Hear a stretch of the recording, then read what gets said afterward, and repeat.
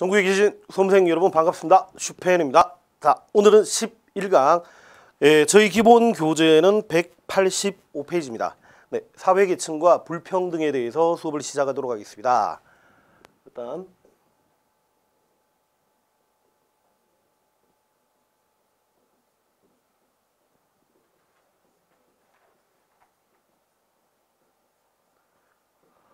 네, 이 부분도 저희 공무원 쪽에서 물론 수능은 당연히 아주 중요하게 많이 나왔고요. 그 다음에 저희 공무원 쪽에서도 기출 문제가 아주 많이 반복되고 있는 파트입니다. 일단 별표 3개를 쳐주시면 좋겠습니다.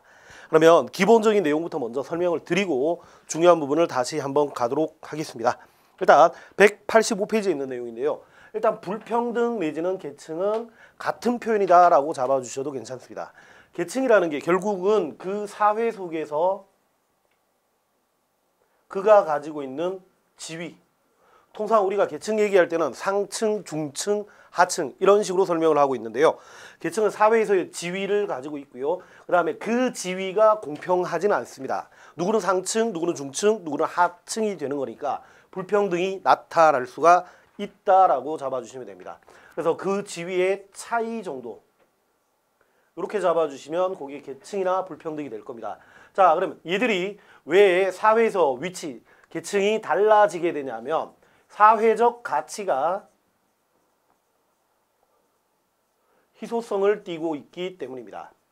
우리가 경제에서 사회적 희소가치 얘기하면서 희소성의 원칙, 우리 뒤쪽에서 할 얘기인데요.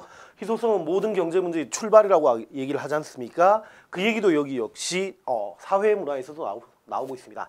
그럼 사회적 가치라는 건 통상 사회에서 가치, 즉 중요하다고 생각하는 것들입니다. 예를 들어 볼게요. 누구나 부자가 되고 싶어 합니다. 부도 역시 사회적 가치고요. 아니면 권력이라든가 아니면 명예 같은 거. 이런 것들은 통상 사회에서 중요하다고 생각하는 것들이기 때문에 사회적 가치입니다. 자, 그리고 희소성.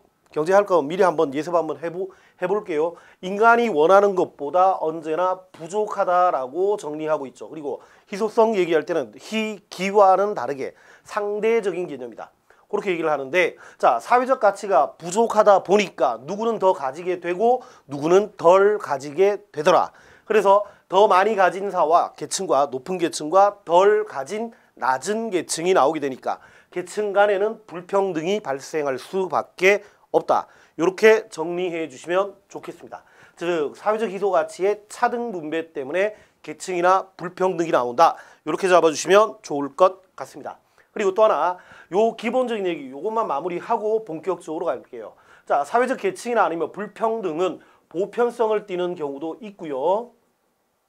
그 다음에 특수성을 띠는 경우, 우리 교재에는 상대성이라고 설명하고 있는데 특수성이나 상대성은 같은 표현으로 잡아주셔도 괜찮겠습니다. 자, 여기서 첫 번째 보편성. 우리가 사회문화 처음 시작하면서 말씀드렸던 내용인 것 같습니다. 모든 시대나 장소에서 언제나 존재하고 있는 공통점은 보편성이라고 했죠.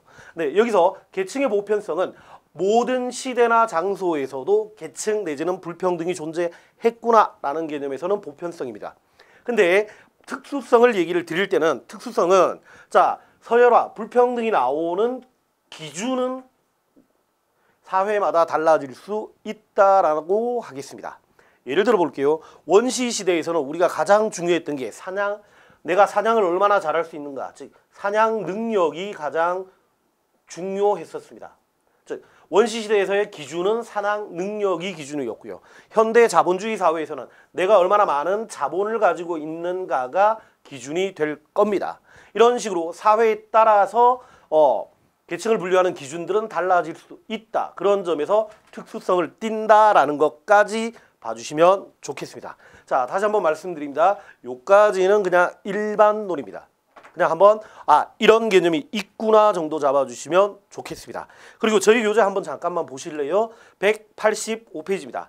거기 보시면 양갈로 이번에 사회 불평등의 유형이라고 얘기를 해서 개인 간에도 불평등 있다. 그 다음에 집단 간에 불평등 있다. 그리고 전통사회와 현대사회의 불평등은 다르다. 이런 내용들을 하고 있습니다. 네, 한 번쯤 읽고 버리셔도 괜찮은 내용입니다. 그다음 양갈로 3번에 있는 현대사회의 불평등 형태도 경제나 정치나 페이지 넘기시면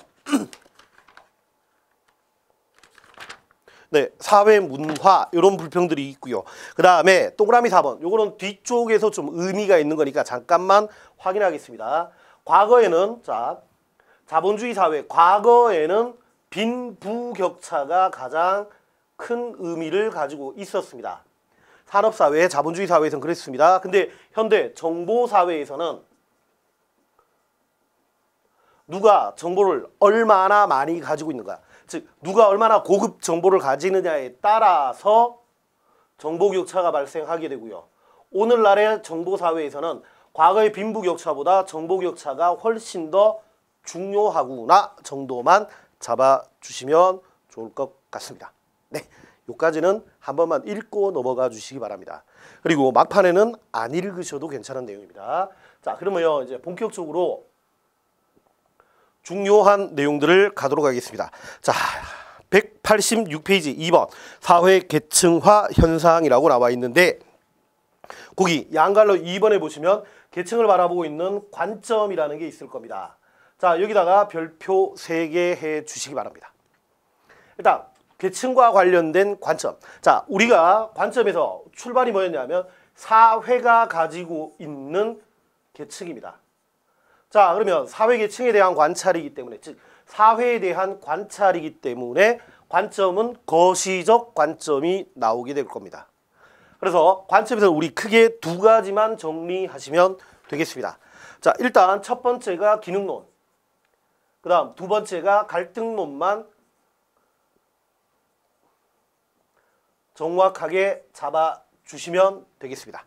자, 차례대로 갈게요. 기능론. 자, 계층이 생겼던 이유는, 즉 계층의 발생은 사회가 필요했기 때문입니다. 여기서 우리 사회의 필요라는 개념은 사회 전체의 필요다라고 정리해 주시면 좋겠습니다. 그런데 갈등론은 계층이 왜 생겼냐 하면 지배 집단의 필요 때문에 생겼다. 이렇게 정리해 주시면 되겠습니다. 자, 두 번째, 계층을 나누는 기준, 분배의 기준에서 기능론은 우리 교재가 사회에 대한 기여도, 즉 사회적 기여도에 따라서 나누게 된다라는 게 기능론의 관점이었습니다. 즉 여기서 사회적 기여도라는 말은 능력에 따라서 나눈다라고 정리해 주셔도 괜찮겠습니다. 이에 비해서 갈등론은 계급, 뒤쪽에 나가면 계급 이론과 연결이 되는데 갈등론의 관점에서 계층이 생기는 것은 그들이 가지고 있는 능력보다는 그들의 신분이나 아니면 그들의 가정적 배경에 따라서 계층이 나누어진다라고 합니다. 그래서 신분이나 가정 배경이기 때문에 그들의 본인의 능력과는 전혀 상관이 없다. 요걸 잡아주시면 좋겠습니다. 그래서 얘들은 능력에 따라서 나누면서 능력이 있다면 위로 올라가게 될 거고요. 상승 이동을 할 수 있고, 만약에 능력을 갖추지 못했다라고 하면 밑으로 떨어진다. 이게 기능론이 생각하고 있는 내용들입니다. 자, 그럼 봐봐요. 능력이 있으면 올라가고 능력이 없으면 어우, 죄송합니다. 자, 능력이 있으면 올라가고 능력이 없으면 떨어진다라는 얘기는 기본적으로 기능론의 관점에서는 수직 이동을 할 수 있다라고 보고 있습니다. 근데 얘들은 신분이나 가정적 배경 때문에 결정되기 때문에 좋은 신분이면 높은 계층이 될 거고요. 좋은 가정 배경이면 높은 계층이 될 겁니다. 그래서 아무리 본인이 능력이 뛰어나다고 해도 타고난 신분을 넘어서지는 못합니다. 그래서 기본적으로 얘들은 수직 이동을 할 수 없다라고 잡아주셔야 됩니다. 그래서 한 번 노비는 영원한 노비가 되고 한 번 양반은 영원한 양반이 됩니다. 자, 그럼 여기서 우리가 앞에서 배웠던 내용 조금만 반복을 한번 해보겠습니다. 능력에 따라서 얻게 되는 지위. 자, 기능론은 성취 지위를 강조하게 된다라고 정리하셔야 됩니다. 근데 신분이나 가정적 배경은 내가 노력으로 얻는 지위는 아니죠. 네, 선천적으로 타고나기 때문에 얘들은 귀속 지위를 강조하고 있다로 잡아주시면 되겠습니다. 칠판이 좀 부족하니까 약간만 지우고 계속 진행을 하도록 하겠습니다. 그럼요. 계속 한번 해 보겠습니다.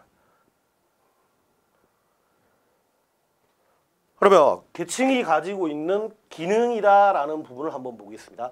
능력에 따라서 오르거나 떨어지게 하니까 얘들은 능력을 키우게 한다. 즉 성취 동기를 부여하게 된다라는 것이 기능론의 생각이었습니다. 그에 비해서 갈등론은 내가 아무리 노력하더라도 올라갈 수 없다. 즉 타고난 귀속 지위를 벗어날 수 없다라는 것이 갈등론의 관점이니까 노력을 하는 게 아니라 박탈감을 부여하게 된다라는 것이 갈등론의 생각입니다. 그럼 봐 주십시오. 자, 능력에 따라서 성취 동기를 부여하고 있고 전체 사회의 필요 때문에 만들어졌던 계층은 사회를 위해서 반드시 있어야 될 겁니다. 그래서 기능론은 계층이라는 것은 사회를 위해서 반드시 있어야 된다. 즉 필요한 제도다라고 연결이 되는 거고요. 타고난 전체 합의도 없으면서 타고난 신분이나 배경 때문에 만들어졌고 그리고 구성원들에게 박탈감만 부여하니까 갈등론의 관점에서는 계층이라는 말은 사라져야 할 제도다. 이렇게 정리를 할 수 있겠습니다. 그래서 우리가 문제를 푸실 때 전체 합의가 있는지, 사회의 필요 때문에 만들어졌고 전체 합의가 있는지, 그리고 특히 제가 수업하면서 자꾸 그래서 주무시면 안 됩니다. 죄송합니다. 줄이도록 하겠습니다. 사회적 기여도 모든 게 능력에 따라서 결정되는 건지 아니면 신분이나 배경 때문에 결정되는 건지 지문을 읽어봐 주시고요. 이게 기능론의 관점인지 아니면 갈등론의 관점인지를 구별해 주시길 바랍니다. 되시겠습니까? 네. 이게 첫 번째 잡아주셔야 되는 내용이고요. 얘도 역시 중요한 내용이니까 별표 3개를 쳐주시기 바랍니다. 그다음 두 번째, 저희 교재의 186페이지 양갈로 3번 계급이론하고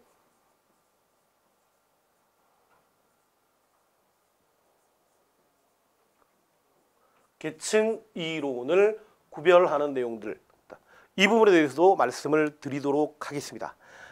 그리고요, 여기서 문제를 푸실 때 만약에 계급이나 계층을 바라보는 관점이라는 표현이 나오면 기능론이냐 갈등론이냐 잡아주셔야 되고요. 이게 능력을 강조하는 건지 신분이나 배경을 강조하는지를 봐주시면 좋겠습니다.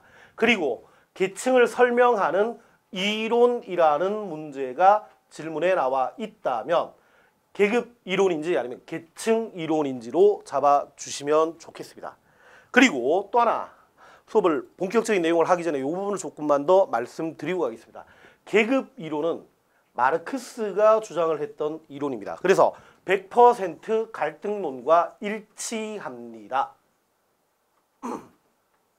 그래서 관점에서는 갈등론이고요. 이론에서는 계급 이론이라고 잡아주셔도 됩니다.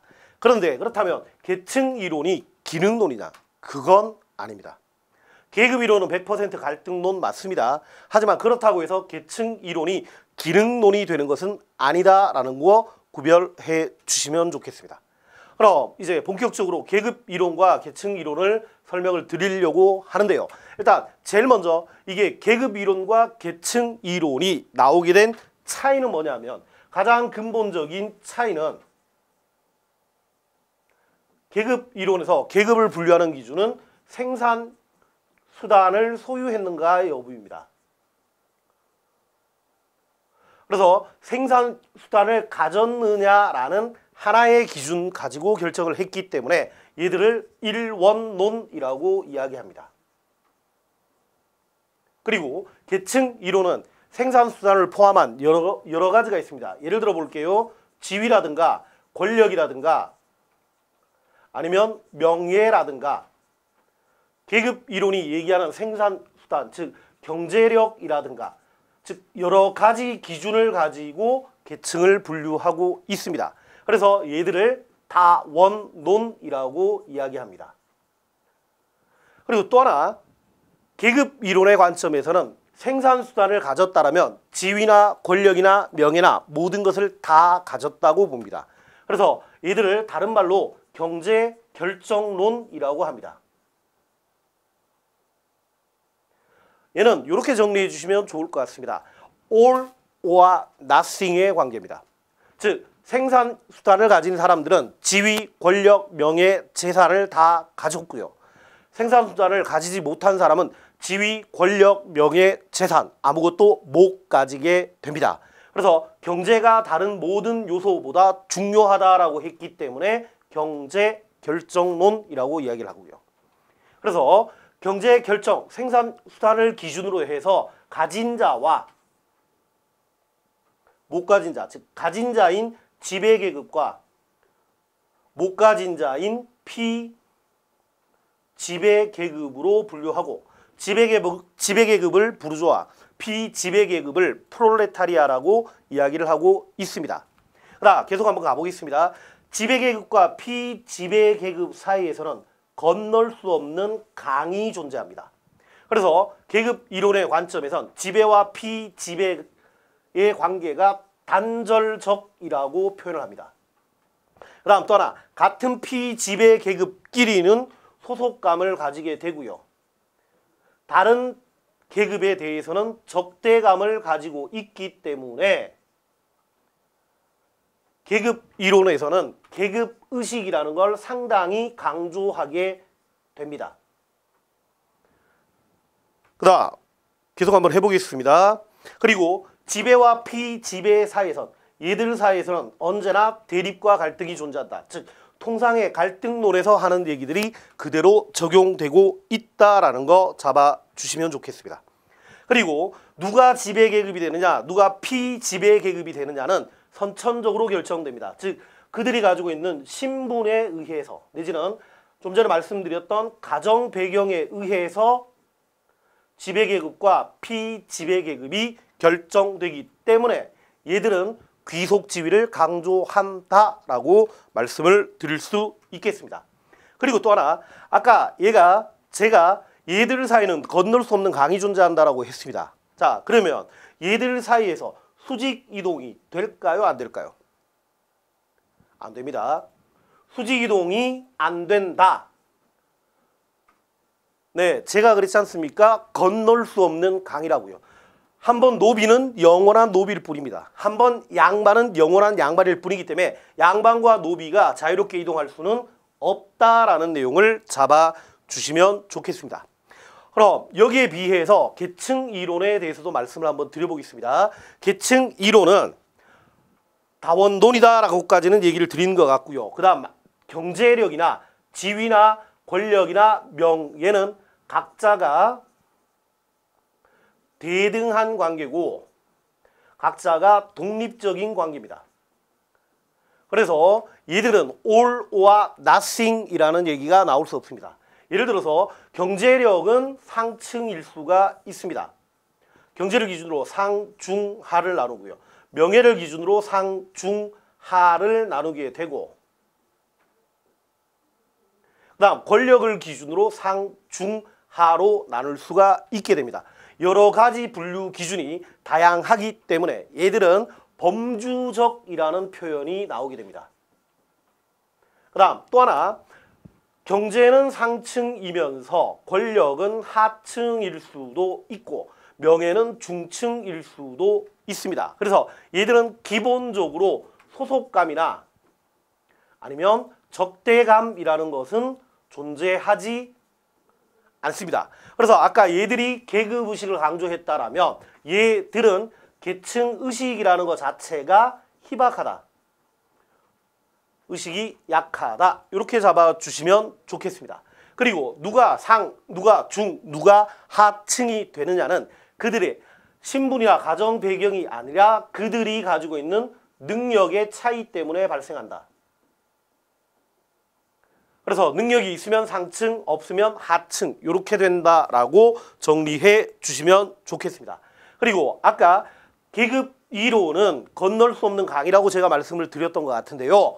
계층 이론은 자유롭게 이동할 수 있습니다. 그래서 기본적으로 얘들은 수직 이동이 가능하고요. 그러다 보니까 계층은 연속적이 된다라는 표현까지 정리해 주시면 좋겠습니다. 비겁한 변명 하나만 드리겠습니다. 저 원래 이렇게 칠판서가 엉망은 아닌데 한 바닥에 다 정리를 하려고 하다 보니까 지금 왔다 갔다 하고 있습니다. 제가 필기한 내용을 꼭 여러분이 노트로 별도로 한번 정리를 해봐 주시면 좋겠습니다. 그리고 제가 저희 감독님한테 말씀을 드려서 제가 사용하고 있는 필기 노트가 있습니다. 요걸 지금 해당 강의별로 지금 올리려고 계획 중입니다. 물론 여러분의 많은 지지와 성원이 있다라는 전제입니다. 네, 계속 한번 해보겠습니다. 여기까지 잠시 지우고 가겠습니다.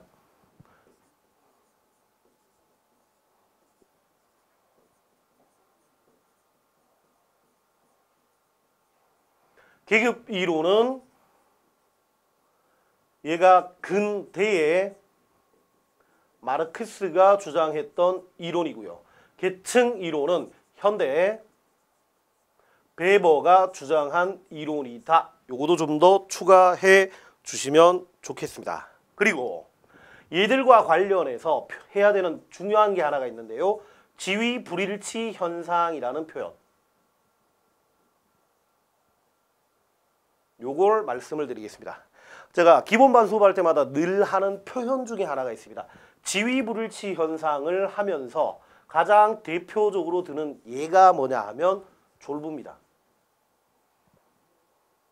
졸부가 뭐의 약자냐고요? 네, 여러분이 생각하시는 그거 맞습니다. 졸부 그러면 졸라리 부자입니다. 그대로 기억해 주십시오. 이유는 이겁니다. 예를 들어 볼게요. 졸부의 개념은 경제적으로는 부자니까 상층이 맞습니다. 근데 명예로 한번 생각해 봐 주십시오.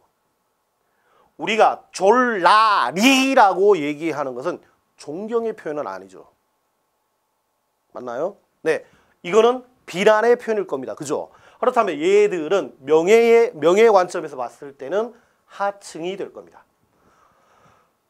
이런 현상, 즉 서로 다른 계층적 위치를 차지하고 있어서 그가 가지고 있는 지위가 일치하지 않을 때 이걸 지위 불일치 현상이라고 합니다. 그러면 한번 봐주십시오. 아까 마르크스가 얘기했던 계급 이론은 all or nothing의 관계였습니다. 즉 모든 걸 가졌거나 아무것도 못 가집니다. 그렇다면 마르크스의 관점은 경제적으로 상층이면 명예도 당연히 상층이어야 하는데 경제는 상이면서 명예는 하층이라는 현상이 생겼습니다. 즉 마르크스의 관점, 즉 계급 이론의 관점에선 지위 불일치 현상을 설명하지 못합니다. 왜요? 하나의 기준으로 모든 걸 다 결정하기 때문에. 근데 계층 이론의 관점은 분류하는 기준은 여러 가지였고 각자 독립적이었고 각자가 별개였으니까 경제는 상층이지만 명예는 하층이 나올 수가 있는 겁니다. 즉 계층 이론에서는 지위 불일치 현상을 설명할 수 있다라는 거. 요거 아주 중요합니다. 저희 공무원 쪽에서 많이 물어보고 있는 내용이니까 지위 불일치 된다, 안 된다, 된다와 안 된다까지 정확하게 잡아주시면 좋겠습니다. 그래서 저희 교재 187페이지에 요 표현들이 나와 있는데요. 거기 계급 이론의 그림과 계층 이론의 그림들까지 나와 있으니까 그 내용 같이 잡아주시면 좋겠습니다. 그 다음 187페이지를 보시면 사회 불평등의 여러 유형이라고 나와 있는 게 있는데요. 거기에서 빈곤과 관련해서 설명을 드리려고 합니다. 얘는 일단 우리 교재에 보시면 절대적 빈곤율, 그 다음에 상대적 빈곤율, 그리고 주관적 빈곤이라는 개념이 나와 있는데 주관적 빈곤이라는 건 네, 본인이 느낀다. 주관적인 감정이다라고 잡아주시면 되고요. 빈곤과 관련해서 우리가 중요하게 다뤄야 되는 것이 절대적 빈곤의 개념과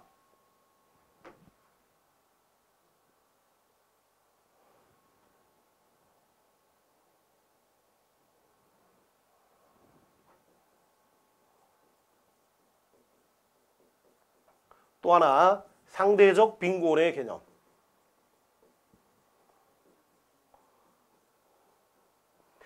얘는 일단 별표 2개를 쳐주시기 바랍니다. 이유는 그겁니다. 얘가 2013년 사회문화 교과서가 바뀌면서 지금 2013년부터 지금까지 기출 문제가 상당히 많이 출제되고 있습니다. 근데 아직 저희 공무원 쪽에서는 빈곤과 관련해서 즉 절대적 빈곤과 상대적 빈곤을 비교하는 문제가 출제되지는 않았습니다. 근데 제가 별표 두 개를 칠하라고 말씀을 드리는 이유가 앞으로 출제될 가능성이 상당히 높기 때문입니다. 그래서 일단 절대적 빈곤과 상대적 빈곤을 잡아 별표를 쳐두시고요. 구체적인 설명을 다시 한번 하도록 하겠습니다. 일단 절대적 빈곤은 최저 생계비 이하일 때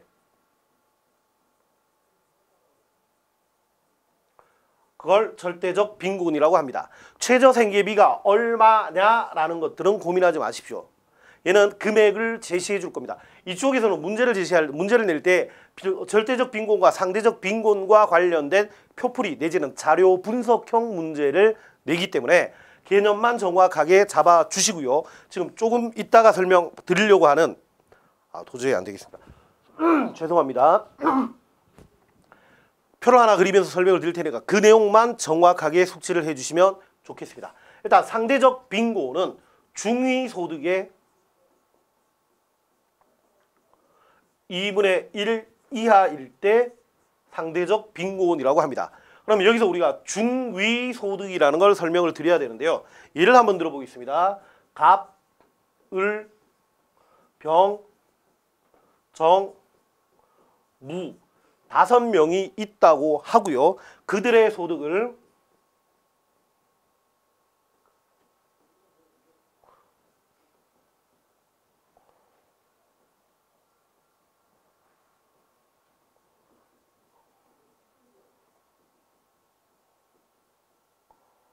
이렇게 한번 제시를 해보면 어떨까 싶습니다.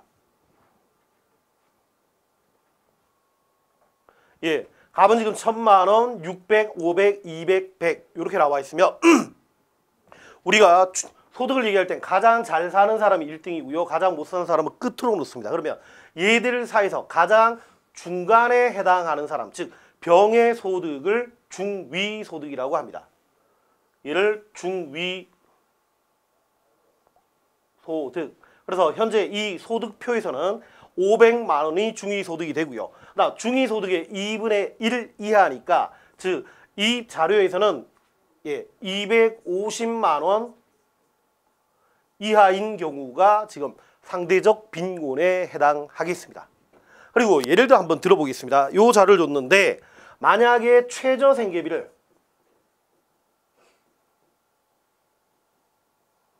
최저 생계비를 200이라고 한번 해보겠습니다. 그래서 최저 생계비 이하가 지금 절대적 빈곤이니까 최저 생계비 200 이하니까 지금 최저 생계비가 200이었다면 정하고 무가 현재 절대적 빈곤이 될 겁니다. 그러면 상대적 빈곤은 어떻습니까?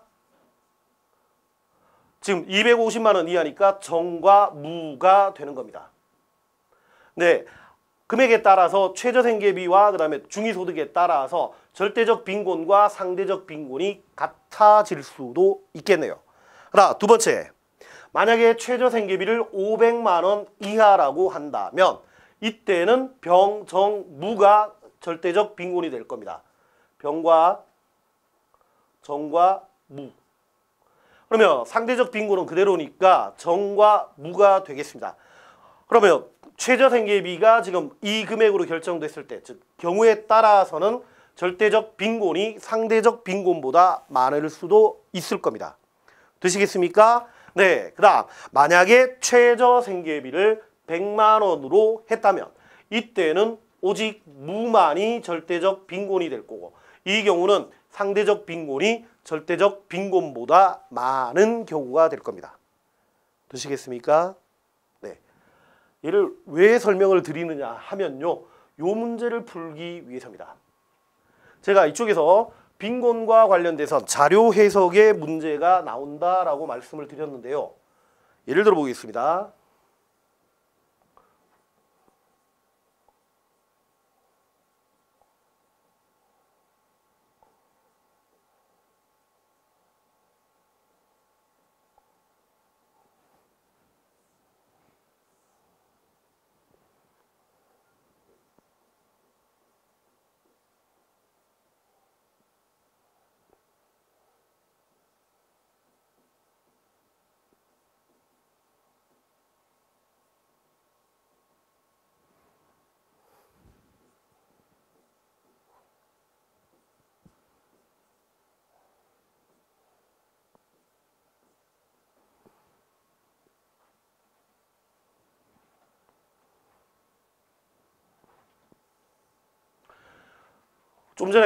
방금 설명드렸던 자료를 바탕으로 이 방금 설명드렸던 자료를 기본으로 해서 지금 2005년, 2010년, 2015년이 어떤 관계인지를 한번 잡아주시면 좋겠습니다.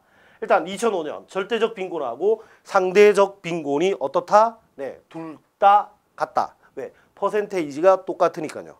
그러면 2010년은 어떻습니까? 이 경우는 절대 빈곤보다 상대 빈곤이 훨씬 더 많은 상태죠. 절대보다 상대가 훨씬 더 많고, 그다음 2015년은 오히려 절대적 빈곤이 상대적 빈곤보다 많은 상태일 겁니다. 되시겠습니까? 네. 얘가 지금 가장 기본이 되는, 즉 절대적 빈곤과 상대적 빈곤의 가장 기본이 되는 자료 분석이니까 얘들 정확하게 잡아주시면 좋겠습니다. 얘 한번 확인을 해 주시고요. 그 다음에 좀 더 복잡한 내용, 그리고 수능 쪽에서 나와 있는 기출 문제는 문제풀이반에서 다시 한번 설명을 드리도록 하겠습니다. 그럼 오늘 수업의 마지막 테마가 되는데요. 지금 보셔야 되는 내용이 189페이지에 나오는 내용입니다. 사회적 소수자와 관련돼서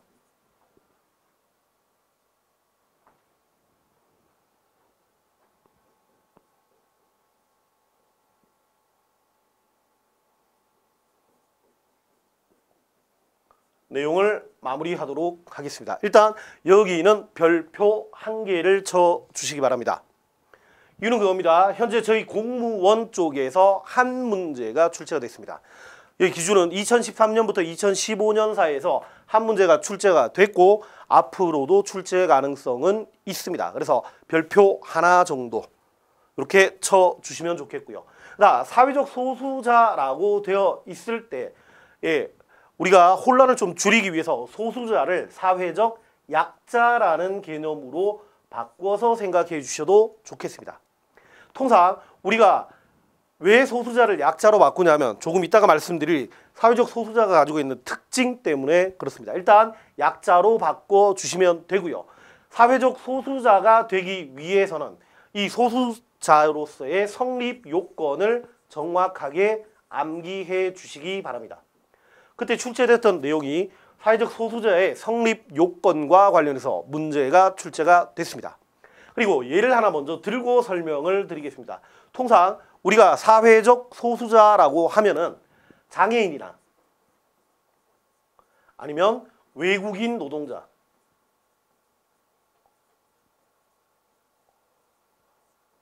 그리고 성적 소수자, 이런 사람들을 사회적 소수자라고 합니다. 그럼 장애인은 우리가 비장애인보다는 약자고요. 외국인 노동자는 국내 내국인 노동자보다는 약자이기 때문에 소수자라고 합니다. 그러면 차례대로 한번 가보겠습니다. 사회적 소수자가 되기 위해서 첫 번째가 구별이 가능해야 됩니다. 예를 들어 장애인은 신체 고동이 불편하다라는 점에서, 그다음 외국인 노동자는 그들이 사용하고 있는 언어나 아니면 그들의 피부색에 의해서 구별이 가능하죠. 네. 그다음 두 번째 조건, 권력의 열세. 그리고 사회적 차별 대우를 받고 있다. 네, 외국인 노동자가 열세에 있고 차별 대우 있다. 전혀 문제 없겠습니다. 장애인도 마찬가지입니다. 우리 일반인들이 자유롭게 이동할 수 있지만 일반인에게는 작은 문턱이지만 장애인들에게는 넘어가기 상당히 힘들지 않습니까? 네, 차별 대우라든가 열세에 있다라는 거 잡아주시면 되고요. 그 다음 가장 중요한 거, 집합적 정체성.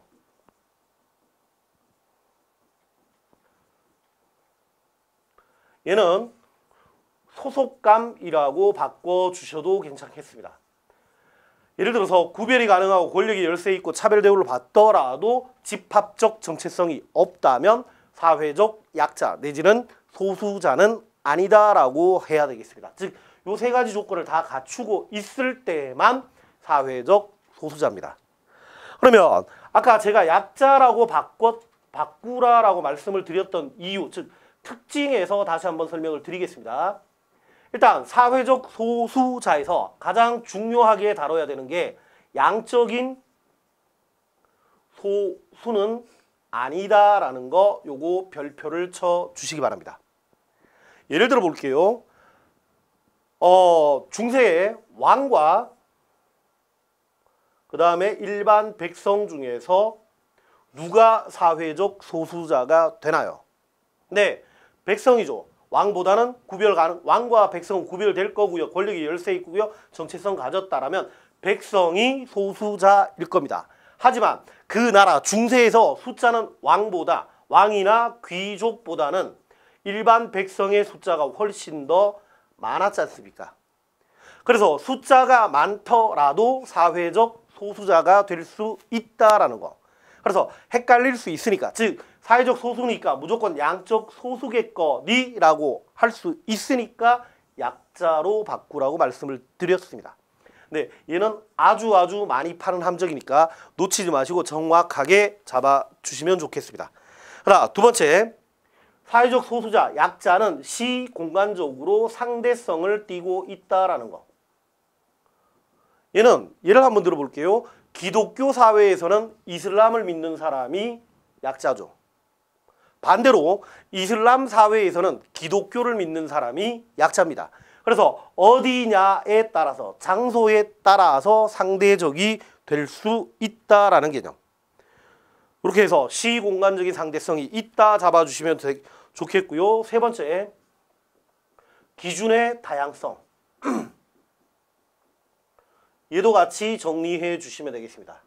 예를 들어 볼게요. 사회적 소수자를 분류할 때는 성적 취향 가지고도 분류할 수 있습니다. 우리가 이성애가 다수이기 때문에 양성애나 동성애는 소수자지 않습니까? 예, 성적 취향이라든가 그들이 믿는 종교, 좀 전에 말씀드렸던 기독교나 이슬람이냐, 아니면 피부색이나, 그것도 아니면 언어 등등등 다양한 기준에 의해서 사회적 소수자가 결정될 수 있다라는 것까지 이렇게 정리해 주시면 좋겠습니다. 네, 지금 판서한 요 내용들이 이쪽 파트에서 가장 강조가 되는 내용이고요. 그 다음 나머지 저희 교재에 있는 내용들 그걸 한번 확인을 해 보도록 하겠습니다. 자, 우리 어디서부터 봐주시면 좋겠냐면 187페이지입니다. 우리 빈곤과 관련해서 기능론이냐 갈등론이냐 문제도 나올 수 있는데요. 얘도 한번 봐주십시오. 일단 187페이지 양갈로 2번 빈곤의 원인입니다. 기능론, 자 이렇게 갑니다. 기능론은 모든 게 본인의 능력의 차이 때문입니다. 그래서 빈곤의 발생도 능력 부족 내지는 노력 부족으로 정리하시면 되고요. 갈등론, 모든 것이 신분과 배경입니다. 계층 쪽에서는 능력이냐 아니면 배경이냐만 정확하게 잡아주십시오. 그렇게 해서 분류하시면 되겠고요. 그 다음 기능론, 우리가 기능론은 사회가 잘 돌아간다는 게 전제이기 때문에 사회 구조 자체는 문제가 없습니다. 갈등론, 사회 자체의 문제, 즉 사회 구조의 문제가 있었습니다. 네, 구조의 변혁을 강조하면 갈등론으로 가시면 되겠습니다. 그 다음 오른쪽에 그 다음 페이지에 188페이지. 지금 빈곤 문제 해결 방안에서 개인적인 측면에서 이런 내용들이 있다라는 거. 그 다음 사회적 측면에서는 요거 하나만 밑줄을 쳐 주시면 좋겠는데요. 기회의 평등을 강조한다. 우리가 기회의 평등과 결과의 평등은 정치 파트에서 다시 한번 하겠지만 이렇게 정리해 주시면 좋겠습니다. 기회의 평등은 내가 어디에 참여할 기회는 보장합니다. 하지만 그 결과까지 보장하지는 않을 때 이걸 기회의 평등이라고 합니다. 이에 반해서 결과의 평등은 기회도 당연히 보장하면서 결과까지도 보장할 때 이런 걸 결과의 평등이라고 합니다. 그래서 저희 쪽에서 빈곤 해결하기 위해서는 민주주의 사회 내지는 자본주의 사회에서는 기회의 평등을 강조한다 정도 확인해 두시면 좋겠습니다. 그 다음 성불평등 문제에도 남성 여성의 성적 분업이 있었다. 그리고 불평등 양상 1번 경제, 2번 정치, 3번 사회 문화적인 측면 등등등이 있다 정도만 잡아주시면 되겠고요. 오른쪽 189페이지 성불평등의 원인은 관점 문제를 가지고 많이 물어봤었습니다. 다시 갑니다. 기능론은 구성원 전체의 합의가 있죠. 그 다음 사회 전체의 이익을 위해서 존재할 겁니다. 그리고 기능론은 본인이 능력의 차이 때문에 불평등이 생긴다. 이렇게 정리해 주시면 되겠고요. 갈등론은 지배 집단의 이익을 자신들의 이익을 위해서 어떤 특정 기준들을 나누니까 이런 성적인 불평등이 생긴다. 그리고 또 하나 밑줄 하나만 쳐 주시면 좋겠습니다. 남성 위주의 경제 구조와 가부장 제도. 네, 갈등론의 관점에서 남녀에서는 남자를 지배 집단, 여자를 피지배 집단이라고 생각하고 있습니다. 그래서 남성 위주의 가부장 제도는 지배 집단의 이익을 위해 존재하는 제도가 되겠습니다. 그거 확인해 주시면 되겠고요. 양갈로 4번에 성불평등 해결 방안 등등등이 나와 있으니까 그냥 한번 읽어봐 주시면 좋겠습니다. 190페이지. 사회적 소수자에 대한 차별의 형태는 따로 외울 만한 내용도 아니고요. 그 다음에 한번 읽고 넘어가 주시면 좋겠습니다. 양갈로 3번도 마찬가지입니다. 사회적 소수자 차별 문제의 개선 방안에서 제도가 있고요. 의식이 있다 정도만 잡아주시면 좋겠습니다.